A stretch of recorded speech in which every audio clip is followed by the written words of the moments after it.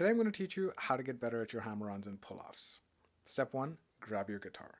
Now this exercise is way easier on electric as opposed to an acoustic. But if all you have is an acoustic guitar, that's totally fine, my friend. Work with what you've got. You will still gain the benefit of this exercise. The two main objectives of this exercise are building strength and accuracy. Let's get into it. So the first thing that I like to do is just to find where on the fretboard my hand sits comfortably. And what I mean by comfortably, I have this rule, 1 finger per fret. So I'm not stretching it, I'm not squeezing my fingers, I'm just letting them rest and kind of fall over the frets. And the 1 finger per fret rule is achieved between the 7th fret and the 10th fret for me. Some of you may be higher if you have smaller hands, some of you might be lower if you have larger hands. So for me, it's between the 7th and the 10th fret. So I'm going to start on the 7th fret of the high E string.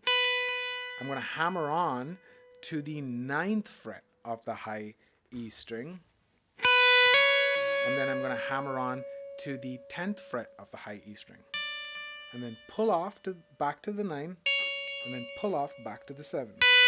So altogether that is. Now the next thing that you can do is you can add a little bit of delay, you can add a little bit of reverb or distortion to it. That's going to help you along just a little bit. And also additionally, you can put your fingers and mute all the strings from ringing out, so you don't have all those other strings kind of ringing out and making a lot of noise. So this is what I like to do with distortion.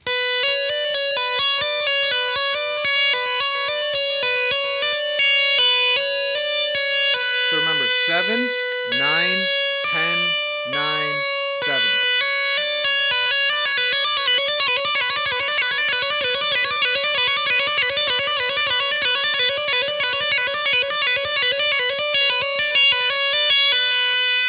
Now you can also do this with your middle finger instead of your ring finger, so that'll be 7, 8, and then 10 back to 8. So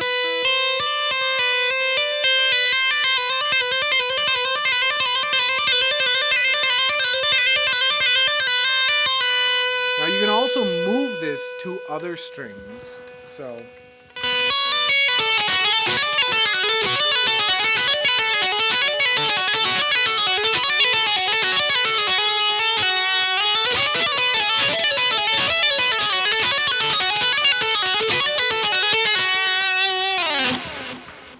there you go. Distortion helps a lot. So have fun with that. If this helped you, leave a comment in the leave the comment down below and I'll get back to you.